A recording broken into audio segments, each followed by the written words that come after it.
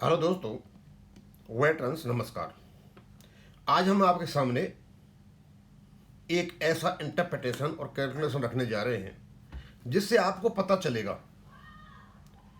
कि ये जो लोग वेंकटाचलम की टीम चुन करके जो आई हुई है, ये मान करके चलते हैं कि वेंकटाचलम ने जो कुछ भी बैंक मैनेजर के साथ किया वो सही है और आगे भी ऐसा ही रखेंगे। अब इस नीम के नाम तो बाद में बताऊंगा कौन कौन है ऐसे लोग और कौन कौन से प्रांत से हैं, किन किन बैंकों से, ये तो पता चलेगा नहीं।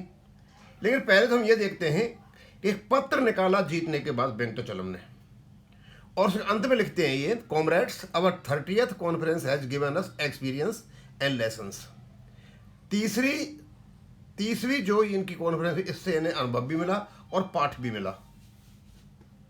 आप समझ सकते हो या क्या कहना चाह रहे हैं? which will help us to take our beloved AIBA to further heights in the days to come। और ये इनकी प्रेम का है IBA, इस प्रेम का को और ऊंची हाइट पर ले जाएंगे। तो इसका मतलब ये हुआ कि अब तक इन्होंने बहुत ऊंची हाइट दे रखी थी और ऊंची हाइट तक ले जाएंगे, यानी वो ऊंची हाइट तो वहीं होती है, may God rest him in peace, वहां तक लेके जाएंगे ये। अब पहले तो ये देख लेते भाई, जब इन्होंने 10 जून को चुनाव जीता, उसके बाद जब ये बोला, उससे पहले पहले इन्होंने क्या किया। ये पूरा सर्वविदित, पूरा देश जानता है, ये देश नहीं पूरा वर्ल्ड जानता है कि बैंक पेंशनर्स के साथ क्या अनाचार, अत्याचार और अपमान और शोषण हो रहा है। पूरा वर्ल्ड जानता है इस चीज को, लेकिन फिर भी ये लिख रहे हैं। हमने सोचा मैं चलो इनके तोहफा दे देते हैं, यदि इनने ऐसा लिखा है, और कितनी हाइट पे लेके जाएंगे। तो भाई 3 लाख लोग तो मान लीजिए, तो पहला ही काम, achievements of Shri Venkatachalam before 10/6/2026। ये जो कुछ मैंने बनाया, ये इनके स्टेटमेंट के ऊपर बनाया, यानी 10 जून 2026 से पहले और बाद में। तो उससे पहले क्या हो रहा था? पहला achievement, fail to get implemented regulation 35(1) of BPR 995 for bank retired. Bank pension updation का रेगुलर 35(1) बड़ा स्पष्ट रूप से पेंशन अपडेशन देता है, ये इसको इंप्लीमेंट नहीं करा पाए। पहली सफलता। दूसरी सफलता, created 2 rates of DR, pre 2002 और पोस्ट 2002। ये भी इन्हीं की दिन है, IBA के साथ मिलकर के समझौते में 2002 और 2002 के बाद के जो ये आप पेंशन का DA के या DR का जो एक रेट नहीं थी, जो टेपर DA था, वो इन्हीं की देन थी। तीसरा, द कंट्रोवर्सी ऑफ 1616 और 1684 वेल नोन। सबको पता है ये क्या कंट्रोवर्सी थी, ज्यादा बताने की जरूरत नहीं है। In second option of pension, employees and officers were illegally pocketed by 2.28 times of their revise salary 7th base settlement. 7वें बेस सेटलमेंट में जो आपकी रिवाइज सैलरी बनी थी, उसका 2.28%, बहुत 3 गुना बहुत ज्यादा होता है। वो इसने जेब कटवाया ऑफिसर एम्प्लॉय जो, ये कहते हुए कि भाई आप यदि पेंशन लोगे तो कॉस्ट ऑफ फंड के नाम पर कुछ पैसा कटवाया, 1600 करोड़ या 1800 करोड़ कुछ ऑफिसर एम्प्लॉय से, और वो भी एक्चुअरियल कैलकुलेशन से, और 4200 करोड़ बैंक को देने थे, 1800 हमने देते, बैंक को बचवा दिया, हमको कटवा दिया। ये भी इसी की देन थी। खन्ना कमेटी रिकमेंडेड, और खन्ना कमेटी ने रिकमेंड किया था कि भाई जो पेंशनर्स हैं उनको 25% आप दो, और उनकी जो मेडिकल इंश्योरेंस पॉलिसी आप उसको दो। ये उस, और पैसा भी अलॉट हो गया था, DFS ने उसको भी खा गए। 2015 में no contractual clause for retiree से बोला कि भाई आपके साथ हमारा कोई निगोशिएटेड सेटलमेंट नहीं हो सकता, इसलिए निकाल के बाहर फेंक दिया। और इतना ही नहीं, he consistently undermined the collective bargaining power of retirees by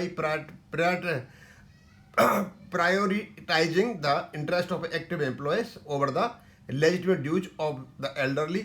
By systematically eroding the parity between serving staff and pensioners, he effectively institutionalized a culture of exclusion that left thousands of retirees vulnerable to inflation and rising healthcare interest।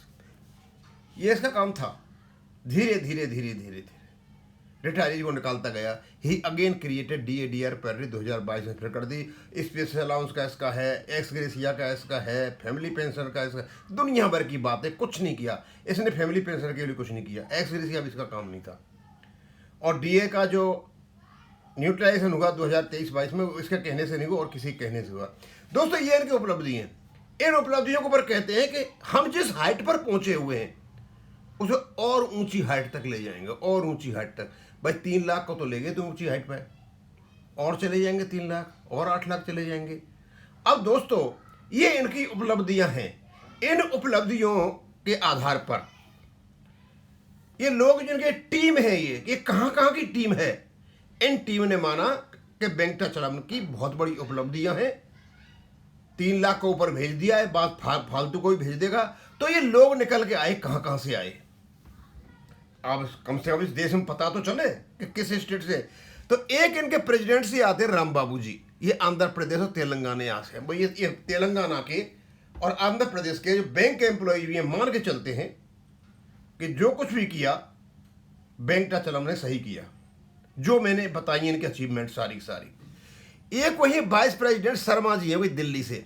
ये दिल्ली के शर्मा जी मानते हैं कि दिल्ली वाले भी जो bank pension retirees हैं या सर्वेंगे, वो ये मानते हैं कि जो कुछ किया वेंकटाचलम ने सही किया। उसके बाद इसी चीज को मानते हैं महाराष्ट्र से भी मानते हैं, वेस्ट बंगाल के लोग भी मानते हैं, गुजरात के भी मानते हैं, तमिलनाडु के भी मानते हैं, फिर वेस्ट बंगाल आगे वो भी मानते हैं, केरल के भी मानते हैं, गुजरात, बिहार, गोवा, उत्तर प्रदेश, तमिलनाडु, उत्तर प्रदेश के कोई रजनीश गुप्ता जी हैं, वो ये मानते हैं कि जो कुछ भी किया वेंकटाचलम ने सही किया। और तेलंगाना, मध्य प्रदेश, कर्नाटका, आसाम, महाराष्ट्र, तमिलनाडु, मध्य प्रदेश, एक एक स्टेट से कई कई हैं, मतलब सारे स्टेट्स में रिप्रेजेंट नहीं हो रहे। तो इसका मतलब ये हो गया कि उत्तर प्रदेश का इसमें एक आदमी है, शायद वाइस प्रेसिडेंट है, रजनीश गुप्ता। उत्तर प्रदेश के सारे बैंक पेंशनर्स और बैंक एम्प्लॉयज को रिप्रेजेंट करते हैं श्रीमान जी वहां जाकर के, और ये मानते हैं कि जो कुछ भी इसने किया है वेंकटाचलम ने वो सही किया है। और ये किसी डेलीगेट्स के भी होंगे, यानी इनका डेलीगेट्स मान के चलता है, डेलीगेट ने वोट इन्हीं को दी है, इनको जिता करके लाए हैं। मतलब ये जितने भी लोग हैं ये मान के चलते हैं अब तक जो कुछ किया वेंकटाचलम ने सही किया। और सबसे बड़ी बात देखिए आप, इसमें पंजाब का नाम ही नहीं है, हिमाचल प्रदेश का नाम नहीं है, जम्मू कश्मीर का नाम नहीं है, और मुझे तो लगता है इसमें राजस्थान का भी नाम नहीं है, कहीं इसमें कहीं राजस्थान का भी नाम नहीं है। और जो आपके ये 7 स्टेट्स हैं नॉर्थ ईस्ट के, उनका भी कोई यहाँ पर नाम नहीं है। और भाई गोवा का भी नाम नहीं है, और तमिलनाडु का नाम है, कर्नाटक का नाम है, किसमें गुजरात, महाराष्ट्र, केरला, उत्तर प्रदेश, तमिलनाडु, तेलंगाना, हाँ ये कर्नाटक के भी श्रीमान जी हैं। अब भाई ऐसा है, मैंने यहाँ नाम डाल दिए हैं, और जहाँ जहाँ जिस प्रांत के ये डेलीगेशन गया है, इन नाम से पता चल जाएगा कि ये डेलीगेशन उस पर्टिकुलर प्रांत से गया हुआ है। थोड़ा इनको जा करके पूछो तो सही, रिटायरीज दिल्ली वालों को पूछो, आंध्र तेलंगाना वालों को पूछो, महाराष्ट्र वालों को पूछो, वेस्ट बंगाल वालों को पूछो, गुजरात को पूछो, तमिलनाडु को पूछो, केरल को पूछो, बिहार को ही पूछो, गोवा का भी है, गोवा को पूछो, ये कोई उत्तर प्रदेश का, उससे ही पूछो, उनसे ये पूछे भाई कि क्या ये जो कुछ भी हो रहा है ये सही हुआ।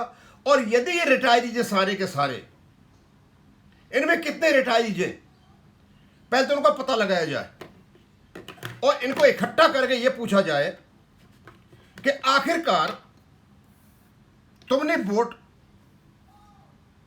किन मुद्दों पर वेंकटाचलम को दिया, या तुमको कितना पैसा मिला, क्योंकि काम तो इसने कुछ किया नहीं है। ये सारी बातें निकल के आएंगी, ये कोई रह नहीं सकती हैं। और ये पाप का घड़ा तुमने सिर्फ एक पोस्ट के लिए अपने ऊपर रखा,